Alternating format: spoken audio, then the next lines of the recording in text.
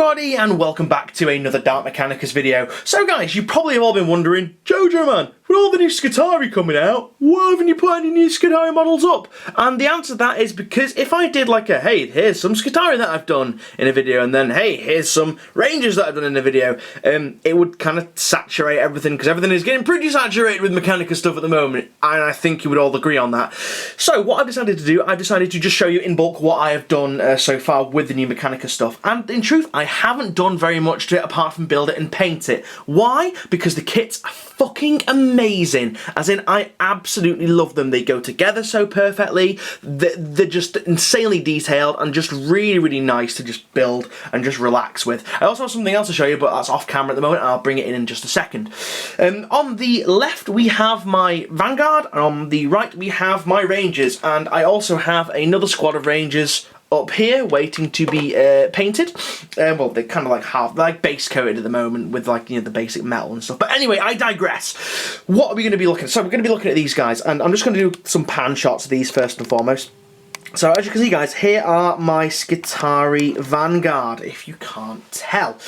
Decided to go for the classic red robes with these guys, lot of metal, and I decided to go for like a green power glowy kind of look because, you know, these are supposed to be Dark Mechanicus, so it could be dark warp energies that they're using in the arc weaponry, you just don't know. So this guy, we've got an arc maul and a radium pistol, and we have an arc rifle behind him there. We're going for a loadout with the Vanguard squads, maybe the leader having close combat weapon to give him a bit of an extra punch, giving them an arc rifle to deal with vehicles and stuff, because fucking, it's range like what, 28 with haywire, just fucks vehicles up completely. And then every single one of them is going to get here, we're going to get an Omnispecs, because it means that everything is -1 cover save. So for people that go, oh, you know, oh, you're going to shoot loads of shit at me, I'm just going to go to ground. Well, guess what? Your fucking goes to ground doesn't count for fucking shit, does it, mate? Anyway, so that's what I've decided to go for. We've gone for a little bit of a, you know, bronzy theme to these guys, and do you know what? I wasn't really a big fan of the Vanguard helmets, but they've grown on me, and they look really, really cool, and they actually make the miniatures a lot easier to paint because it's just metal and then washes over it, which is really, really good. Moving to the right, we have my Rangers. Now, these guys got a little bit more colour on them because I went for the standard Ranger heads. Really, really nice to paint. And one of the cool things about the Rangers is that they have these like these lenticular eyes, rather than just a slit, which means I can do some nice glowy green effects on them. This squad's loadout is going to, well, is, you know, this is going to be like my main shooty squad. So we've got two of the big sniper rifle things. I can't for the life of me work out how to pronounce them. Also, you might have noticed that they're not on the stupid big oval bases. This is something that I'm really pissed off about. GW, stop fucking with base sizes and base shapes. Seriously, just fucking stop right now. There's no need on them being that big when they clearly fit on a standard circle base. If you really wanted to give them a bigger base, just give them a 40mm Terminator base, for fuck's sake. I've not used mine because I just felt that it didn't really fit with the overall base sizing scheme with this particular squad. Also, they're a pain in the arse to store because they take up more space. So I opted for this, and as you can see, guys, they fit perfectly. They just require a slight little bit of angling on the little pole that they come with. So, two big sniper rifles, one Omnispecs, and an arc rifle in this squad, again, just to deal with vehicles. This is going to be like my main shooter unit. The guys that are up there waiting to be painted, they're going to be another Ranger unit. They're going to feature one of these big sniper rifles and another arc rifle in there. I think arc rifles are going to be the staple of what to take, really, in regards to the Skitarii. In regards to rules for these guys, freaking brilliant.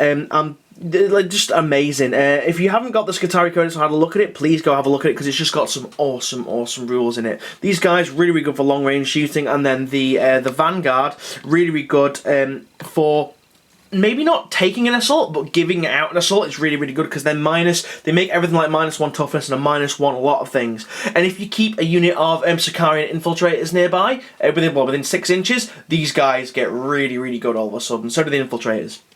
But anyway, what are we going to bring onto the table next? Well, I have got an Onager Dune Crawler. That is the correct pronunciation of it as well. I thought it was Ongar, but no, it's Onager Dune Crawler.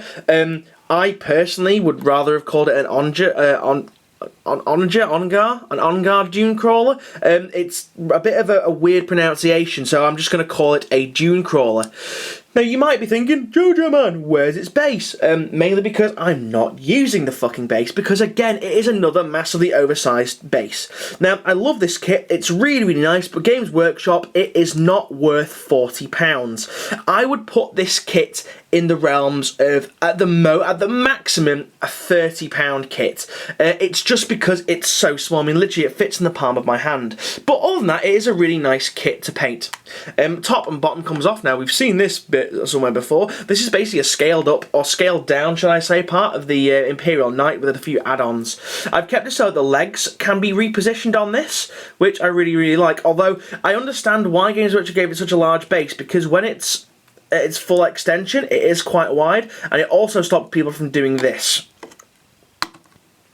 That's right, so it stops it from becoming a really, really thin model, so people can, hide it and stuff. But, as long as you don't play like a cunt, you're absolutely fine, and I'm going to keep it off the base, just because I like positional legs, and why make the legs positionable and movable if you're going to glue them to a fucking base?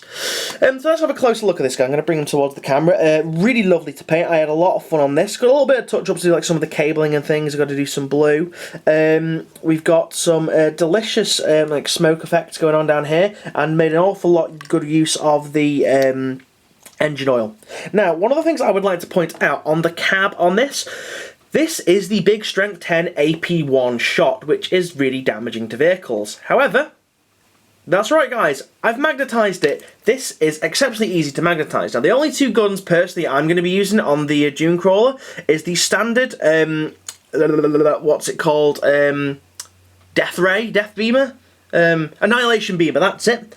As you can see there, it fits perfectly. I'm going to just zoom in a little bit on the actual way I've magnetised it. You get 3 different fascias to this bit here. This is supposed to be the one with the big zapper gun on it.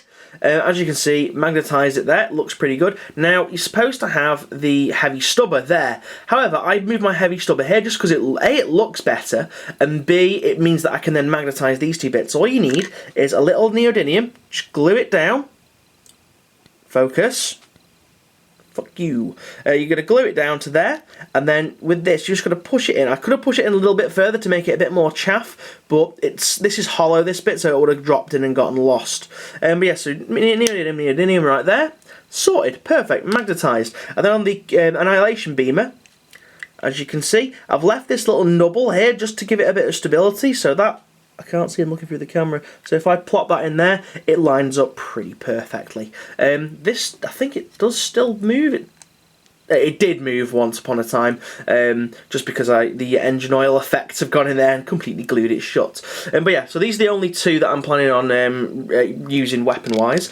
I think in my army, I think I probably am going to run 3 Dune Crawlers, just because they're 90 points each and their basic weapon is freaking awesome. Also, this tiny little claw gives them 2 strength 10 AP1 close combat hits as well, so it can hold its own in combat against vehicles as well, which is really, really good. So I'm going to probably have 1 of the Annihilation Beamer, and then 2 of these like strength 10 AP1 shooty guns here, which just make it really, really, really, really insane.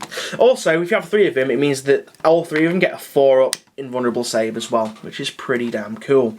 But yeah, guys, so this is the Skitarii at the moment. Like I said, I've got a Ranger squad to paint. I've also got another Dune Crawler on its way. I've also got some Skitarian Rust Stalkers kicking about somewhere that I need to dig out and paint. But there's only 4 because I got them on a bit of a deal on the old Facebook groups and stuff. But anyway, guys, thank you very much for watching. Please let me know what you think of the conversion, well, not conversions, of the paint jobs and stuff in the doobly-doo down below. And don't forget to check out the Facebook page where you'll get sneak peeks of what I'm doing. I've got some awesome Nurgle stuff on the go at the moment, so keep your eye out for that. Give it a like, favourite, and a subscribe. And don't forget to leave a comment in the doobly-doo down below. And I will see you guys again on the next Dark Mechanicus video. So guys, thank you very much for watching. See you guys again, and goodbye.